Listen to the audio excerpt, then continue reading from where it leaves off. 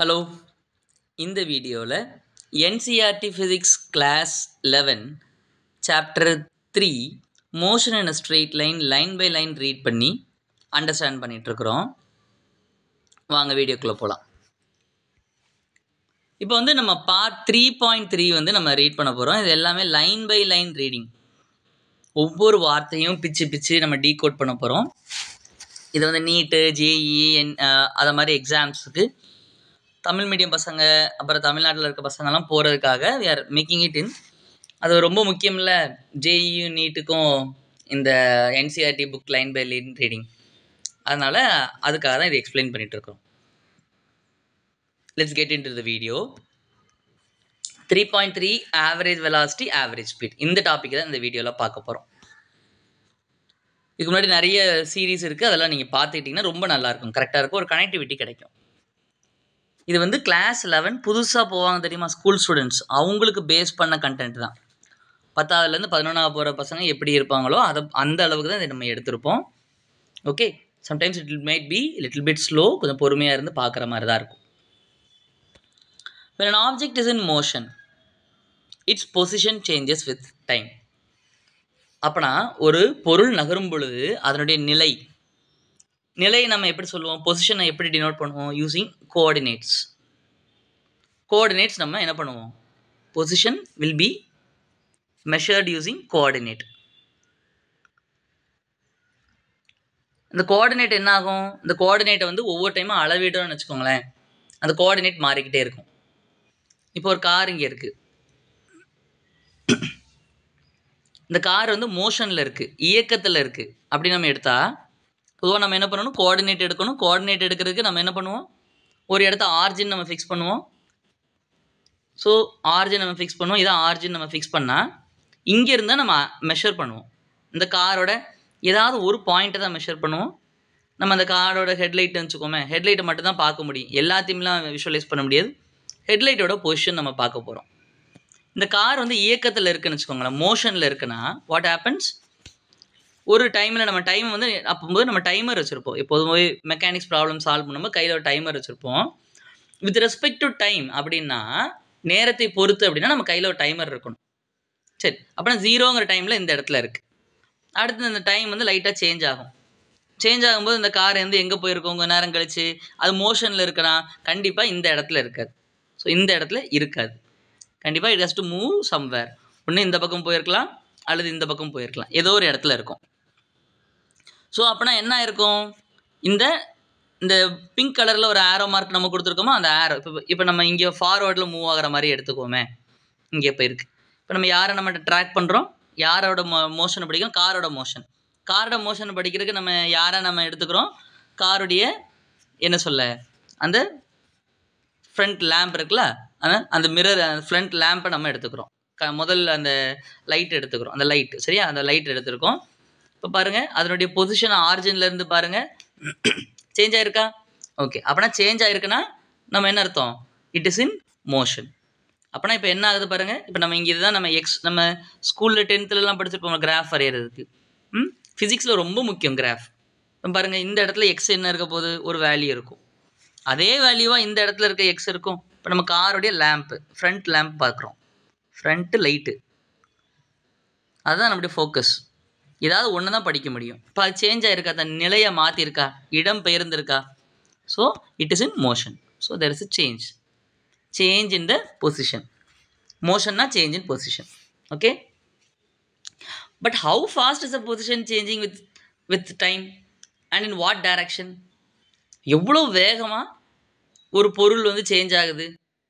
இப்போ எக்ஸாம்பிள் எப்படின்னா, எதுக்கு இது தெரியணும், இப்போ ஒரு திருடன் முன்னாடி போயிட்டுருக்கான், அப்படின்னா அவனை பிடிக்கணும்,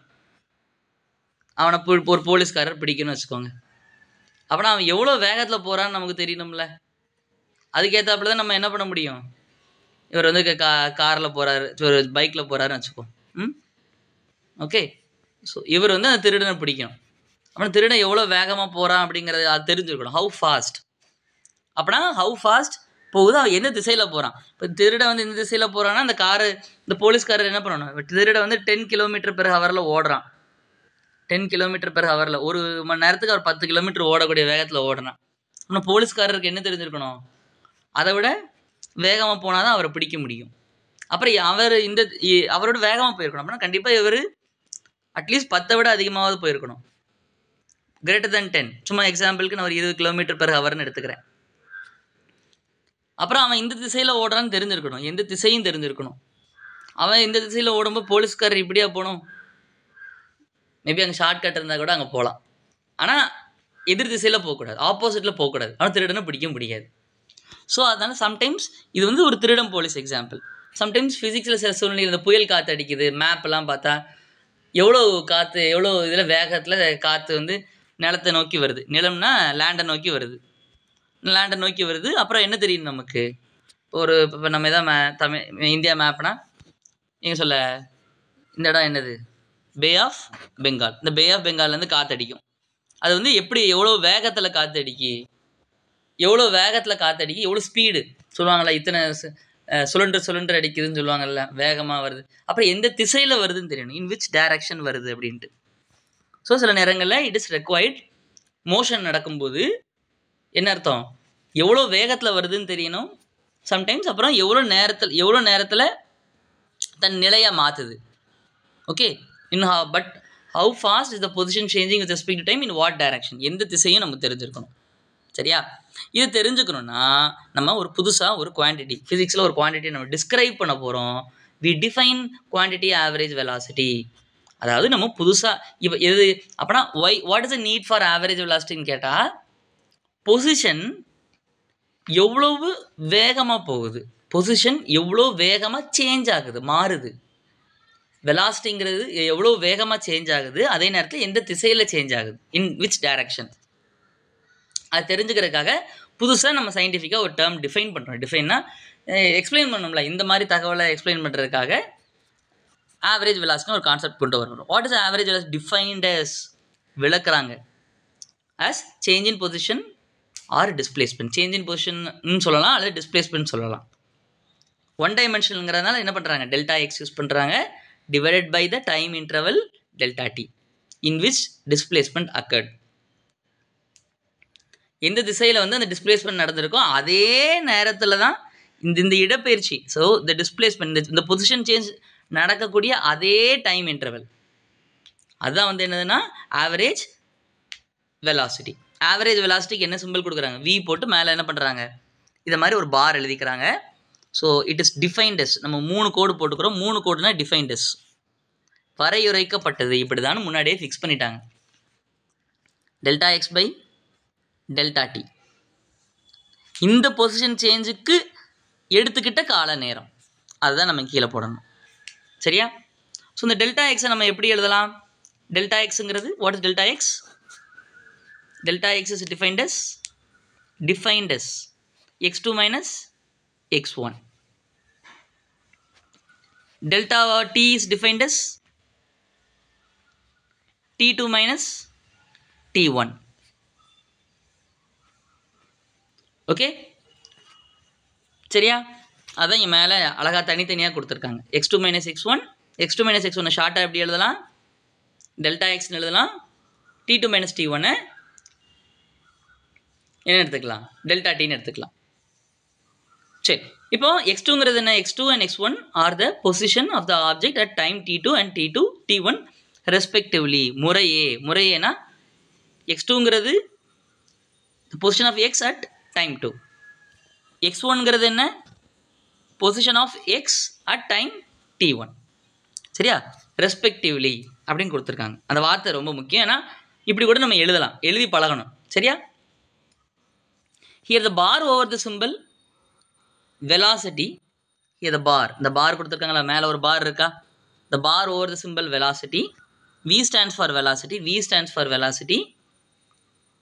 The bar over the symbol for velocity is a standard notation used to indicate average quantity. Average குவான்டிட்டியை வந்து குறிக்கிறதுக்காக என்ன பண்ணுவாங்க, இதை மாதிரி மேலே ஒரு பார் போட்டுருவாங்க. ஸோ மீன் அப்படிலாம் படிச்சிருப்போம்ல நம்ம ஸ்கூலில், எக்ஸ் பார் அப்படின்னா என்ன அர்த்தம், average X, average value of x, average of x. ஆவரேஜில் நிறைய இருக்குது, இல்லை மீன்லேயே நிறைய இருக்குது. சரியா? ஆவரேஜ் மீன்லலாம் அது ஸ்டாட்டிஸ்டிக்ஸ், அது போக வேண்டாம். ஸோ அப்புறம் வி பார்னா என்ன அர்த்தம்? ஆவரேஜ் ஆஃப் வி அப்படின்னு எழுதிக்கலாம். ஆவரேஜ் ஆஃப் வின்னு எழுதலாம், அதில் ஆவரேஜ் வெலாசிட்டின்னு எழுதிக்கலாம். நம்ம புக்கில் கொடுத்துருக்கூடிய இதுக்கே போகிறோம். அப்புறம் நம்மளுடைய இன்டர்பிரிட்டேஷன் ரொம்ப ஒரு பாயிண்ட் மேலே போன பிறகு என்ன பண்ணுறாங்க, இதை மாதிரி ஆங்கிள் ப்ராக்கெட் போட்டால் average. Angle bracket denotes for average. புக்கோட லாஸ்ட் பேஜெல்லாம் போய் பாருங்களேன், கடைசி பக்கத்தில் இந்த அதெல்லாம் பார்த்தீங்கன்னா இதை மாதிரி ஒரு ப்ராக்கெட் போட்டிருப்பாங்க. That stands for average. Okay, the SI unit of velocity is meter per second, meter divided by second or meter second inverse. Although kilometer per hour is used in many everyday application. நம்ம பொதுவாக பைக்கில் எவ்வளோ வேகத்தில் மச்சான் போயிட்டுருக்கு அப்படின்னு நம்ம கேட்டோன்னா நம்ம என்ன சொல்லுவோம், 30 கிலோமீட்டர் பெர் ஹவரில் நம்ம என்ன சொல்லுவோம். நம்ம மீட்டர் பெர் செகண்ட்லனா நம்ம பைக்லலாம் இல்லை. ஸோ நம்ம சாதாரண இயல்பான அப்ளிகேஷனுக்கு நம்ம எதில் போயிடுவோம், கிலோமீட்டர் பெர் ஹவரில் போயிடும். கிலோமீட்டர் பெர் ஹவரில் போவோம். ஸ்பீடு என்ன ஸ்பீடாக போயிட்டுருக்க, 30 போயிட்டுருக்க மச்சான் அப்படின்னா நமக்கு எல்லாருமே நமக்கு தெரிஞ்சிடும். நமக்கு 30 30 அதோட யூனிட் சேர்ந்து வரும், கிலோமீட்டர் பெர் ஹவர். அதனால் 1 மணி நேரத்துக்கு 30 கிலோமீட்டர் போகலாம். அதாவது அவன் யூனிஃபார்ம் ஸ்பீடில் போனால் தான் அது போக முடியும். யூனிஃபார்ம் ஸ்பீட்னா சீரான வேகத்தில் அவன் ஆக்சிலரேட்டரே முறுக்காமல் வெறும் அதே இதில் அப்படி அந்த 30 அப்படியே கையை அப்படி பிடிச்சிட்டே இருக்கும்போது என்னது, 1 கிலோமீட்டர் 1 ஹவருக்கு 1 மணி நேரத்துக்கு 30 கிலோமீட்டர் போகும். இன்கேஸ் அவன் 30 கிலோமீட்டர் பெர் ஹவரில் போனானா. ஸோ அப்போ ஆவரேஜ் வெலாசிட்டியோட ஃபார்முலா என்ன, மேலே இப்படி ஒரு பார் போட்டுக்கலாம். அல்லது நம்ம பொதுவாக நம்ம எப்படி யூஸ் பண்ணுறோம், இதை மாதிரி ஒரு ஆங்கிள் ப்ராக்கெட் போட்டு யூஸ் பண்ணுறோம். Is defined as delta x. Delta எக்ஸுங்கிறது டிஸ்பிளேஸ்மெண்ட். அந்த டிஸ்பிளேஸ்மெண்ட் நடக்கிறதுக்கு எவ்வளோ டைம் எடுத்துச்சு. ஓகே, இப்போது யூனிட் படிக்கும்போது என்ன பண்ணுவோம்னா இந்த டெல்டாவெல்லாம் விட்டுருவோம். இந்த டெல்டாவெல்லாம் கண்டுக்க வேண்டாம். ஸோ நம்ம இதில் என்ன பண்ணுறோம்னா யூனிட்னா இதை மாதிரி எழுதுகிறோம், unit of the average velocity. அப்படி பார்க்கும்பொழுது நம்ம ஃபார்முலாவே எழுதிக்கலாம். இதோட அர்த்தம் என்னென்னா இந்த மாதிரி ஆங்கிள் ப்ராக்கெட் போடுறது யூனிட் ஆஃப் அப்படிங்கிறது நம்ம இதில் ஃபாலோ பண்ணுறோம். இதை மாதிரி எழுதிக்கலாம், unit of change in position, unit of delta t. இது நம்ம இதில் ஃபாலோ பண்ணுறோம். சரியா? இப்போ யூனிட் எழுதும்போது இந்த டெல்டாவெல்லாம் நம்ம கன்சிடர் பண்ண வேண்டாம். ஓகே, யூனிட் ஆஃப் பொசிஷன் நிலை. எஸ்ஐ யூனிட் ஆஃப் பொசிஷன் நிலை. கிலோமீட்டர் தான் பொதுவாக எல்லாரும் சில இடங்களில் சொல்லுவாங்க. எஸ்ஐ யூனிட் ஆஃப் பொசிஷன் என்ன, மீட்டர். நிலையை சொல்கிறதுக்கு SI unit metre. SI unit of time என்ன, செகண்ட். ஸோ அதனால் யூனிட் ஆஃப் ஆவரேஜ் வெலாசிட்டி என்னடா, மீட்டர் பை செகண்ட் அப்படி சொல்லலாம். அல்லது கீழே இருக்கிற செகண்ட் மேலே வந்துச்சுன்னா என்ன ஆகும், குட், ms -1. எம் கீழே இருக்கிற பவரில் பார்த்தீங்கன்னா செகண்டுக்கு பவரில் 1 இருக்கும். அதை நான் மேலே எடுத்துகிட்டு வரும்போது செகண்ட் பவர் -1. இந்த மாதிரி ஹைஃபன் போட்டுக்கலாம். சரியா? அப்போ நான் unit of average velocity metre second inverse அல்லது மீட்டர் பை செகண்ட். ஓகே, யூஸ்வலாக நம்ம எப்படி டினோட் பண்ணுவோம் in practical application, kilometre per hour. சரியா? அடுத்து போகலாமா? Okay, like displacement, average velocity is also a vector quantity. இப்போ நிறைய வெக்டர் குவான்டிட்டிஸ் படிச்சுட்டு இருக்கோம். Vector quantity, displacement is a vector. அதனுடைய யூனிட் என்ன, SI யூனிட் என்ன, மீட்டர். அதனுடைய டைமென்ஷன் என்ன, L.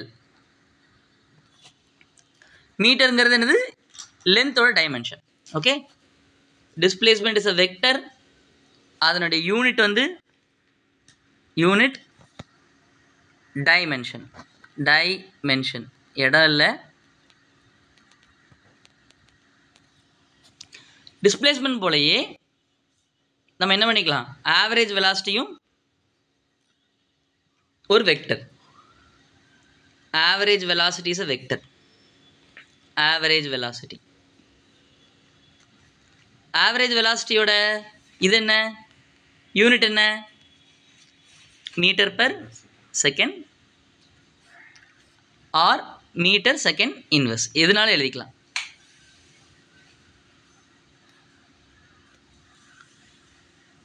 அதோட டைமென்ஷன் என்ன மீட்டர் எதோட யூனிட் லென்த்தோட யூனிட் தான் மீட்டர். லென்த்தை டினோட் பண்ணுறது தான் மீட்டர். ஸோ அதோட டைமென்ஷன் என்ன சொல்ல போகிறோம் எல். செகண்ட் எதோட யூனிட் டைம்ங்கிற ஃபிசிக்கல் குவான்டிட்டியை டைம் அப்படிங்கிற ஃபிசிக்கல் குவான்டிட்டியை டினோட் பண்ணுறதுக்காக தான் நம்ம செகண்ட் அப்படிங்கிறத நம்ம குறிப்போம். ஸோ அப்படின்னா நம்ம என்ன எழுதிக்கலாம் மீட்டருக்கு பதிலாக எல் செகண்டுக்கு பதிலாக டி. இது டைமென்ஷன். ஸோ அப்படியே எழுதலாம் எல்டி பவர் -1. ஸோ எழுதுறதுக்கு அந்த கேப் இல்லை, இதெல்லாம் டைமென்ஷன். So dimension. ஸோ இதெல்லாம் யூனிட். ஸோ என்ன சிம்பிள் நம்ம ஆவரேஜ் வெலாசிட்டிக்கு டினோட் பண்ணுறோம் ஆவரேஜ் வெலாசிட்டிக்கு. So we have been using v bar அப்படின்னு நம்ம யூஸ் பண்ணலாம், அல்லது ஆங்கிள் ப்ராக்கெட் போட்டு நம்ம என்ன பண்ணிக்கலாம் வெலாசிட்டி அப்படின்னு நம்ம டினோட் பண்ணிக்கலாம். ஸோ வி பார் அல்லது ஆங்கிள் ப்ராக்கெட்டில் we can denote. இது எல்லாமே these are symbols for average velocity. சரியா? So displacement is a vector, average velocity is a vector.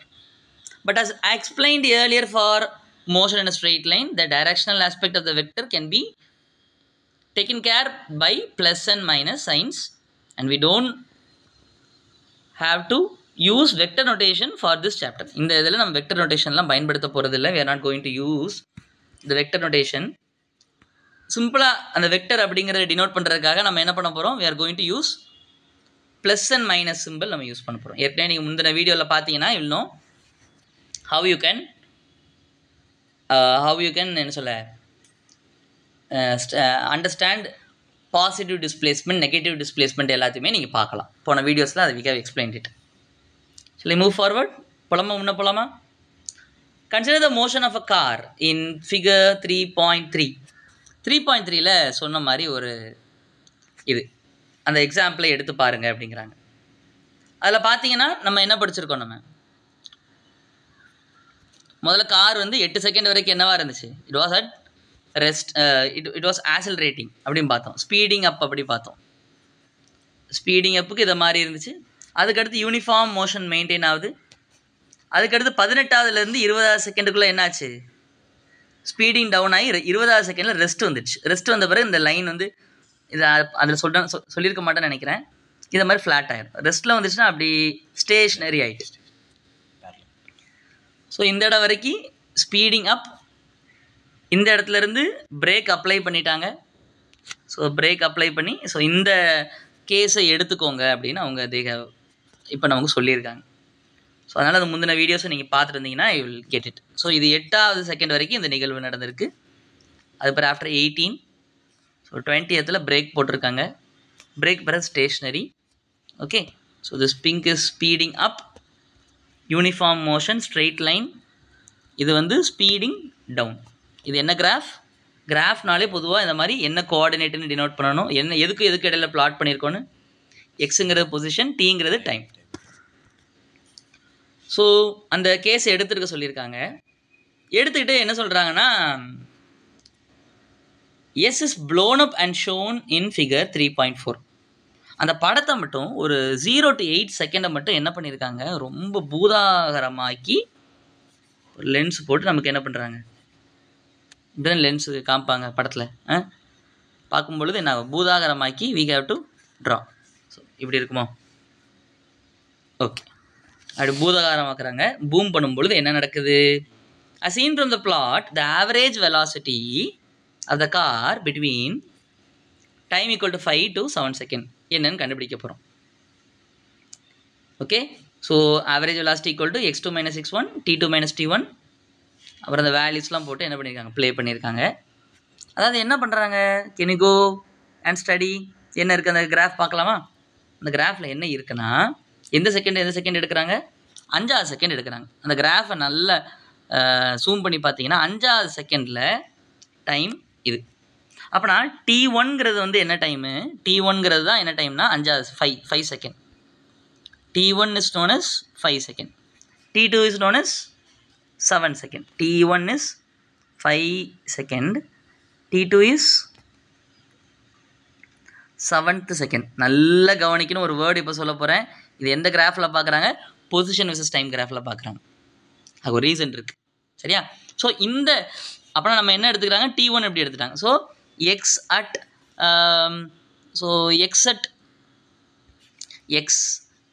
T1 அதுதான் என்னது x1. ஸோ அப்படின்னா என்ன, எக்ஸ் அட் எத்தனா T1 பதில் என்ன போட்டுக்கலாம், 5 செகண்ட். 5வது செகண்டில் நமக்கு 5வது செகண்டில் நம்மளுடைய எக்ஸ் என்ன இருக்குன்னு பார்க்கணும். ஸோ அது எப்படி பார்க்குறது, அந்த கிராஃபில் இருந்து பார்க்கலாம். நம்ம அந்த இதான் நமக்கு அந்த இது கொடுத்துருக்காங்க, இப்படி தான் அந்த கார் போகுது அப்படின்ட்டு இருக்காங்க.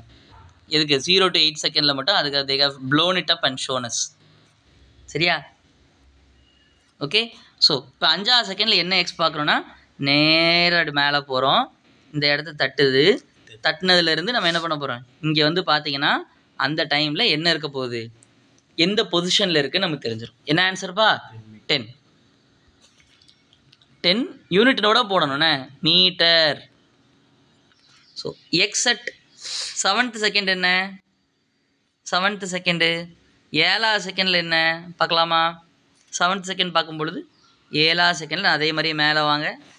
இந்த கிராஃப் பிளாட் பண்ணுற மாதிரி தான், ஏற்கனவே வரைஞ்சதுலேருந்து எப்படி இன்ஃபர்மேஷன் எடுக்கணும். 7வது செகண்டில் என்ன பொசிஷனில் இருந்துச்சு, அவங்க என்ன காமிச்சிருக்காங்க, 27.4 இருந்திருக்குன்னு காமிச்சிருக்காங்க. 4 யூனிட் என்ன, மீட்டர். சரி, அப்போ இதுக்கு அதாவது ஆவரேஜ் வெலாசிட்டி கண்டுபிடிக்கணும்னா நமக்கு 2 டைம் கொடுக்கணும். 2 டைம் கொடுத்தா தான் நம்ம என்ன பண்ண முடியும், ஆவரேஜுங்கிற குவான்டிட்டியை நம்ம என்ன பண்ண முடியும், கம்ப்யூட் பண்ண முடியும். ஸோ ஆவரேஜ் வெலாசிட்டி அப்புறம் இந்த 2 டைமுக்கு, அதாவது எந்த 2 டைமுக்கு இடையில ஆவரேஜ் கண்டுபிடிக்கணும் அப்படின்னு நம்ம கேட்பாங்க. சரியா? ஸோ அப்படி பார்க்கும்பொழுது ஸோ இது நம்ம எப்படி பண்ணலாம், ஃபார்முலா என்ன, ஆவரேஜ் வெலாசிட்டி ஞாபகப்படுத்தி பாருங்கள், is equal to x2 minus x1 divided by T2 minus T1. So இப்போ இங்கே பாருங்கள், ரொம்ப கவனமாக போட போகிறேன். T1 என்ன, T1 நமக்கு எதுக்கு கம்ப்யூட் பண்ண சொல்லியிருக்காங்க, 5 கம்ப்யூட் பண்ண சொல்லியிருக்காங்க, 5 செகண்ட். ஸோ அந்த 5 செகண்டில் என்ன எக்ஸ் இருக்குது, நமக்கு 10 மீட்டர் இருக்குது. நான் இந்த இடத்துல ரொம்ப கேர்ஃபுல்லாக உங்களுக்கு எடுக்கிறேன், ஏன்னா இந்த இடத்துல நான் நிறைய குழம்பியிருக்கேன், அதனால தான் நான் இதை கொஞ்சம் சொல்கிறேன். ஸோ T2 என்ன, 7th second, 7th second 24.7 metre. 7th செகண்டில் என்ன பொசிஷன் இருந்துச்சு, 24.7 மீட்டர். 24.7 மீட்டர் இருக்கு, unit metre. So metre subtract பண்ணால் வில் கெட் மீட்டர். சரியா? ஸோ 24.7 minus 10 வந்து என்னடா, 14.7 மீட்டர். 7 minus 2, 7 minus 5 என்ன, 2 என்ன யூனிட்டு, செகண்ட்.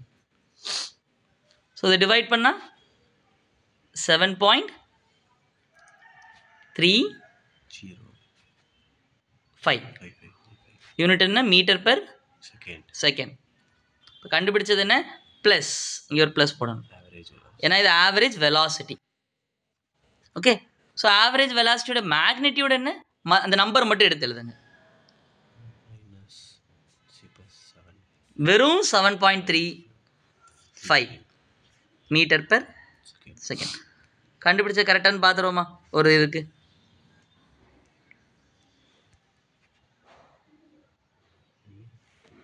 என்னாச்சு,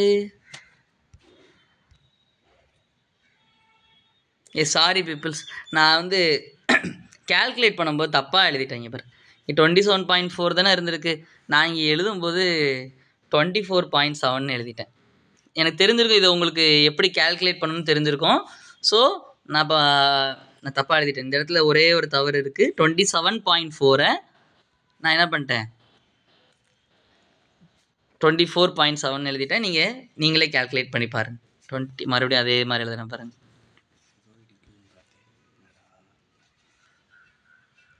சரியா? ஓகே, சாரி, மன்னிக்கவும். Okay, so we have computed. இது உங்களுக்கு அப்படின்னா கண்டுபிடிக்க தெரியும். சரி, இப்போ என்ன கொடுத்துருக்காங்க, இப்போது மேத்தமெட்டிக்ஸில் எல்லாத்துக்குமே சில நிறைய விஷயங்களுக்கு வடிவம் சார்ந்த எக்ஸ்பிளனேஷன் இருக்கும். So geometrically the slope of the straight line P1 P2 connecting the initial position P1 to final position P2 as shown in the figure 3.4. Okay, அதுதான் என்னென்னா ஆவரேஜ் வெலாசிட்டி. அதாவது எந்த 2 பாயிண்ட்டுக்கு இடையில கண்டுபிடிக்க சொல்லியிருக்காங்க, அதாவது ஒரு லைனுக்கான சாய்வு. இந்த ஆவரேஜ் வெலாசிட்டிங்கிறது எதை குறிக்குதுன்னா, எதை டினோட் பண்ணுது, இந்த லைனுக்கான சாய்வு. ஸோ இப்போ இந்த 2 டைம் கேட்குறாங்க. இந்த டைம் வந்து 5க்கும் எதுக்கும் கேட்குறாங்க, 7க்கும் கேட்குறாங்களா? இந்த டைம் 5க்கும் 7க்கும் கேட்குறாங்க, 5க்கும் 7க்கும் கேட்குறாங்க. இந்த பாயிண்டில் என்ன ஆகுது, இந்த கிராஃபில் டச் ஆகுது. இந்த கிராஃபில் டச் ஆகும்போது இப்போ என்ன ஆகுது, அந்த 2 P1யும் P2யும் நம்ம லைன் போட்டு கனெக்ட் பண்ணணும். ஒரு லைன் போட்டு கனெக்ட் பண்ணுங்கள். லைன்கிறது ஒரு ரே 2 பக்கமும் எக்ஸ்டெண்ட் ஆகும். கண்டுபிடிச்சி இந்த லைனுக்கு என்ன பண்ணுங்கள், சாய்வு கண்டுபிடிங்க அப்படிங்கிறாங்க. ஸ்லோப் கண்டுபிடிங்க. நம்ம ஸ்கூலில் படிச்சிருப்போம்ல, 10th படிச்சிருக்கோமா, ஞாபகம் இருக்கா உங்களுக்கு? ஸ்லோப்னா என்ன? ஒரு கிராஃப் இருக்குன்னா ஒய் எக்ஸ் அப்படி கொடுக்குறாங்க. ஒரு 2 பாயிண்ட் இருக்குது, 2 பாயிண்ட் போதும், இந்த 2 கோஆர்டினேட் போதும். என்னது, x1, y1, x2, y2. So slope எப்படி கண்டுபிடிப்பீங்க? ஸ்லோப் ஆஃப் yx கிராஃப் என்ன? y2 minus y1 by x2 minus x1. இதான் என்னென்னா ஸ்லோப். இப்படி தான் படிச்சிருக்கோம். 2 பாயிண்ட் இருந்தால் அப்போ ஸ்லோப் கண்டுபிடிச்சிடலாம். அதே மாதிரி இங்கே பாருங்கள், இந்த பிளாட்டில் நமக்கு என்ன, இந்த ஸ்பேஸ், இந்த எக்ஸ்டி ஸ்பேஸில் என்ன கிடைக்கும்? இந்த இடத்துல எனக்கு கோஆர்டினேட் என்ன, P1 பாயிண்டில் கோஆர்டினேட் என்ன வரும்? முதல்ல எக்ஸ் கோஆர்டினேட் தானே எழுதுவோம். T1, x1 எழுதுவோம். T1, x1. இந்த இதில் கோஆர்டினேட் என்ன, T2, x2. ஸோ இந்த x2 மைனஸ் x1 கழிப்போம். y கோஆர்டினேட் 2 கழிச்சிருக்காங்க, x கோஆர்டினேட் 2 கழிச்சிட்டு சப்ராக்ட் பண்ணியிருக்காங்க. சப்ராக்ட் பண்ணிவிட்டு ஸோ எழுதுறது பாருங்கள், ஸ்லோப் ஃபார்முலா மாதிரியே இருக்கா? ஸோ இந்த இடத்துல நல்லா கம்பேர் பண்ணி பாருங்கள். m இஸ் ஈக்குவல் டு இங்கே yx graph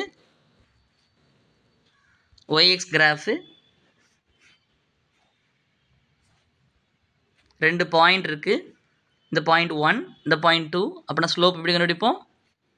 y2 minus y1 by x2 minus x1. So இப்போ நமக்கு இங்கே கிராஃப் என்ன, இங்கே நமக்கு என்ன கிராஃப் இருக்குது? xt கிராஃப் இருக்குது.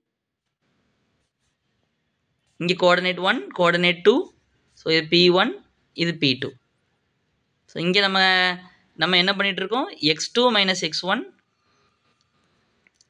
T2 minus T1. ஸோ இதை நம்ம யாருன்னு எடுக்கிறோம், ஆவரேஜ் வெலாசிட்டின்னு எடுக்கிறோம்.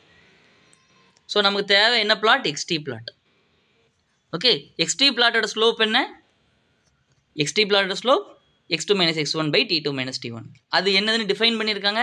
அதை ஷார்ட் ஃபார்மில் எப்படி கூப்பிடுவாங்க, ஆவரேஜ் வெலாசிட்டின்னு கூப்பிடுவோம். அதாவது இதான் என்னென்னா geometrical interpretation of average velocity, வடிவம் சார்ந்த அப்ளிகேஷன். சரியா? ஆவரேஜ் வெலாசிட்டி வடிவம் சார்ந்து எப்படி இருக்கும், யூ ஹேவ் டு சி. எங்கே எதில் பார்க்கலாம், xt கிராஃபில் நம்ம பார்க்கலாம். Okay, shall we move forward. Okay, நம்ம அந்த கிராஃபில் ஸ்லோப் அப்படிங்கிறத பார்த்துட்டோம். ஆவரேஜ் வெலாசிட்டி எப்படி இருக்குன்னா, average velocity can be positive or negative depending upon the sign of the displacement. It is 0 if the displacement is 0.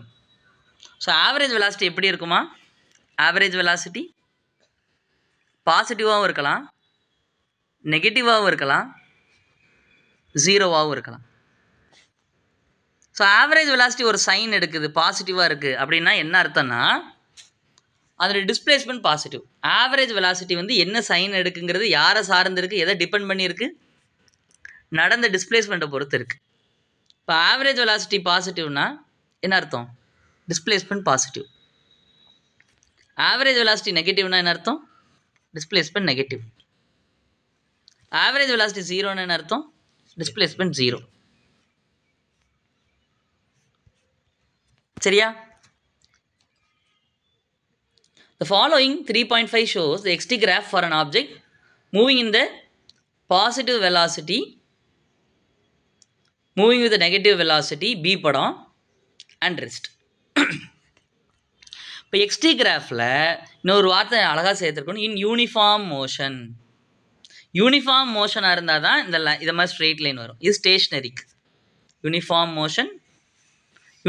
Motion positive x direction, uniform motion negative x direction. இது stationary at rest. So அப்போனா இது ஏற்கனவே போனதில் detail பண்ணியிருக்கோம். So positive X டைரக்ஷனில் இருக்கணும்னா என்ன அர்த்தம், பாசிட்டிவ் எக்ஸ் டைரக்ஷன் ஆரிஜின்லேருந்து போனால் தான் எந்த இடம், ஆரிஜின்லேருந்து போனால் தான் இங்கே. நான் ஆரிஜின்லேருந்து போச்சுன்னா பாசிட்டிவ் எக்ஸ் டைரக்ஷனில் ஒன்றும் இப்படி போகலாம் அல்லது இப்படியும் போகலாம், ஏதாவது ஒரு மோஷன் நடந்திருக்கலாம். ஸோ இங்கேயும் போயிருக்கலாம். அதாவது நெகட்டிவ் ஆரிஜின்லேருந்து ஒரு பொருள் நடந்து போயிருக்கு அப்படின்னா.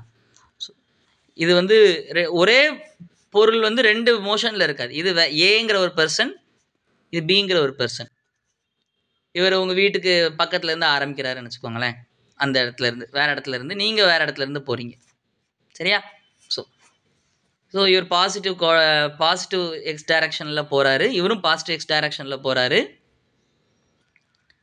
ஆரிஜின்லேருந்து ஸ்டார்ட் பண்ணல, இவரும் ஆரிஜின்லேருந்து ஸ்டார்ட் பண்ணல. ஸோ நெகட்டிவ் டைரக்ஷனில் போகுதுன்னா x t graph uniform motion negative direction அப்படின்னா இதை மாதிரி வரையணும். ஓகே, இவர் ஆரிஜின்லேருந்து ஸ்டார்ட் பண்ணல. ஸோ ஆரிஜின்லேருந்து ஸ்டார்ட் பண்ணியிருக்காருன்னா எங்கேருந்து போயிருக்கோம், இப்படி போயிருக்கணும். Uniform motion straight line. சரியா? Okay, so we have discussed these. இன்னும் யூனிஃபார்ம் மோஷனுக்கு நம்ம சேனலில் சில வீடியோஸ் இருக்குது. Kinematics of uniform motion detail பண்ணி படிச்சிருப்போம். இன்னும் நல்லாயிருக்கும், அதை நீங்கள் பாருங்கள். இன்னும் கொஞ்சம் you'll get some more insight. Uniform motion kinematics of uniform motion நல்லா டீட்டெயில் பண்ணியிருப்போம். ஸோ இன்னும் கொஞ்சம் ஒரு 2 பேராகிராஃப் மட்டும் தான் இருக்குது. Will complete this. ஓகே, இன்னும் ஒரு 7 minutes ஆகும். Average velocity is defined above involves only the displacement of the object. We have seen earlier the magnitude of the displacement may be different from the actual path length. path lengthங்கிறது ஒரு scalar. அதை நம்ம compare பண்ணோம்னா யாரோட தான் compare பண்ண முடியும், டிஸ்பிளேஸ்மெண்ட்டோட compare பண்ணால் டேரெக்டாக டிஸ்பிளேஸ்மெண்ட்டோட கம்பேர் பண்ணால் டிஸ்பிளேஸ்மெண்ட் ஒரு வெக்டர். அதனால் டிஸ்பிளேஸ்மெண்ட்டுடைய மேக்னிடியூட தான் கம்பேர் பண்ண முடியும் ஒரு ஸ்கேலர் குவான்டிட்டியை. இது ஒரு நம்பர், இது ஒரு நம்பரோட தான் கம்பேர் பண்ண முடியும். இது ஒரு நம்பர், ஆனால் வெறும் டெல்டா எக்ஸுங்கிறது ஒரு vector. Okay, so magnitude of delta எக்ஸுங்கிறது ஒரு நம்பர். ஸோ எப்பொழுதும் என்ன இருக்க போது, எப்பொழுதுமே எல்லா சூழ்நிலைகளுமே இது ரெண்டும் சமமாக இருக்குங்கிற அவசியம் இல்லை. Not always. Magnitude of the displacement may be equal அல்லது may not be equal to the path length. ஈக்குவலாக இருக்கலாம், இல்லாமலும் போகலாம். To describe the rate of motion over the actual path. அப்படின்னா எவ்வளோ வேகமாக போகுது, ரேட்டுனால எவ்வளோ வேகம், how fast with respect to time, நேரத்தை பொறுத்து எவ்வளோ வேகமாக, ரேட்னா எவ்வளோ வேகமாக நடக்குது அப்படிங்கிறத பொறுத்து பார்க்கும்பொழுது with respect to over the path. இப்போ நம்ம பார்த்தது வித் ரெஸ்பெக்ட் டு பொசிஷன். இப்போ நம்ம வித் ரெஸ்பெக்ட் டு பொசிஷன் வந்து வித் ரெஸ்பெக்ட்னா டிவிஷனில் போயிடும். With respect to position with respect to time average velocity. Path with respect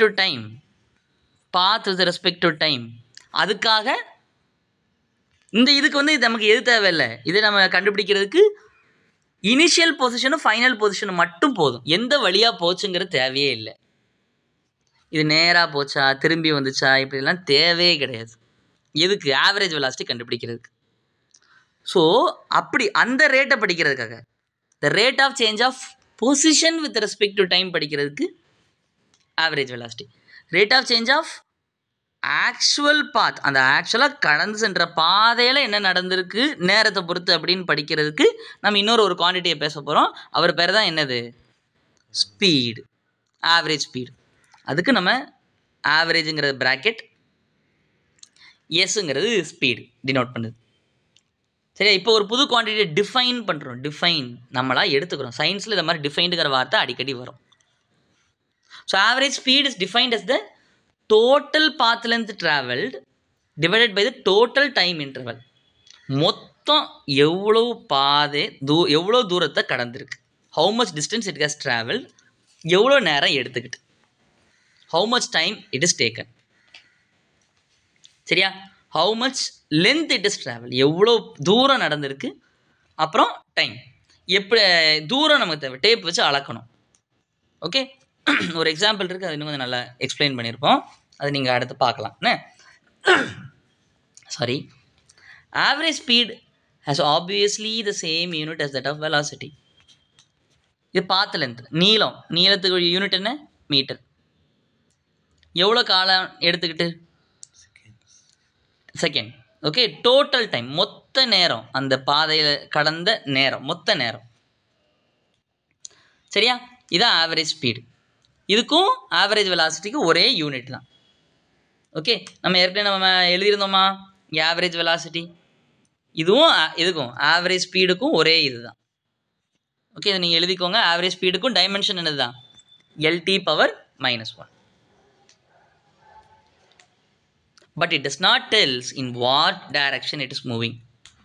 ஸ்பீடை வச்சு நம்ம என்ன சொல்ல முடியாது? எந்த திசையில் போயிட்டுருக்குன்னு சொல்ல முடியாது. வடக்கு போதா, கிழக்கு போதா, தெற்க போதா அப்படிங்கிறது நமக்கு தெரியாது. ஸோ இதில் இதான் சின்ன சிக்கல், small issue. Thus it is always positive. In contrast, the average velocity can be positive and negative. அப்பனா ஆவரேஜ் ஸ்பீடு எப்படி இருக்க போகுது? ஆவரேஜ் ஸ்பீட் இது எந்த திசைன்னு சொல்ல போகிற, திசை வரும்பொழுது தான் ப்ளஸ் மைனஸுங்கிற ஒரு கேள்வியே வருது. ஆனால் இங்கே யாரை வச்சு பேசுகிறோம்? ஆவரேஜ் வெலாசிட்டிக்கு யார் தேவை? டிஸ்பிளேஸ்மெண்ட் தேவை. ஆனால் ஆவரேஜ் ஸ்பீடுக்கு யார் தேவை? டிஸ்டன்ஸ், பாத் லென்த்து மட்டும் போதும். பாத் லென்த்து மட்டும், பாதையோட நீளம் மட்டும் போதும், லென்த்து மட்டும் போதும். லென்த்து எப்பொழுதுமே போயிட்டு கடையில் போயிட்டு இப்போ -5 மீட்டர் துணி தாப்பா அப்படின்னு கேட்போமா? இல்லாட்டி அதோட நீளம் எவ்வளோ, டேபிளோட நீளம் கேட்டால் -24ன்னு சொல்லுவோமா? அப்படிலாம் சொல்ல மாட்டோம். ஸோ அப்படின்னா நீளம் எப்பொழுதுமே பாசிட்டிவ். இந்த டெல்டா டி இருக்குல்ல, இந்த டெல்டா டி கிளாசிக்கல் மெக்கானிக்ஸ் படி எப்பொழுதுமே பாசிட்டிவ். சரியா? கிளாசிக்கல் மெக்கானிக்ஸ் படி நமக்கு முன்னே தான் போகுது. Time is always moving in the forward direction as per classical mechanics. So அதனால் ஆவரேஜ் ஸ்பீடு எப்பொழுதுமே என்ன இருக்கும்? பாசிட்டிவாக தான் இருக்கும். Okay, we are in the end. So average velocity ஆனால் என்ன இருக்கும்? பாசிட்டிவாக இருக்கும், நெகட்டிவாக இருக்கும், ஜீரோவாக கூட இருக்கலாம். அது யாரை சார்ந்திருக்காங்க? டிஸ்பிளேஸ்மெண்ட்டை சார்ந்திருக்காங்க. ஆனால் இது எதை சார்ந்திருக்காங்க? பாத் லென்த் சார்ந்திருக்காங்க. If the motion of an object is along the straight line and in the same direction, the magnitude of the displacement is equal to the total path length. அதாவது ஒரு பயணம் ஸ்ட்ரெயிட்டாகவும் திசை மாறாமல் அப்படியே போயிட்டே இருக்குன்னா, இப்படி ஒரு பயணம் இருந்துச்சுன்னா, if a body is moving in a straight line, நல்லா புரியணும். ஸ்ட்ரெயிட் லைனாக போனால் மட்டும் கிடையாது, சேம் டைரக்ஷனை மாற்றாமல் இருக்கணும், போயிட்டே இருக்கணும், இப்படியே போயிட்டே இருக்கணும், திரும்பலாம் கூடாது. இப்படிப்பட்ட சூழ்நிலையில் மட்டும் என்ன இருக்க போகுதுன்னா, மேக்னிடியூட் ஆஃப் த ஆவரேஜ் வெலாசிட்டியும் ஆவரேஜ் ஸ்பீடும் என்னவா இருக்க போகுது? ஈக்குவலாக இருக்க போகுது. காரணம் என்னென்னா, இந்த இடத்துல மேக்னிடியூட் ஆஃப் த டிஸ்பிளேஸ்மெண்ட்டும் டிஸ்டன்ஸும் சமம். ஸோ பாத்துலேருந்து சமம், டிஸ்டன்ஸ்னே வருது, பாத்துலேருந்து சமம். Okay, in that case the magnitude of the average velocity is equal to the average speed. This is not always the case. இது எப்பொழுதுமே இது ட்ரூ கிடையாது. இது எப்பொழுதுமே not true always.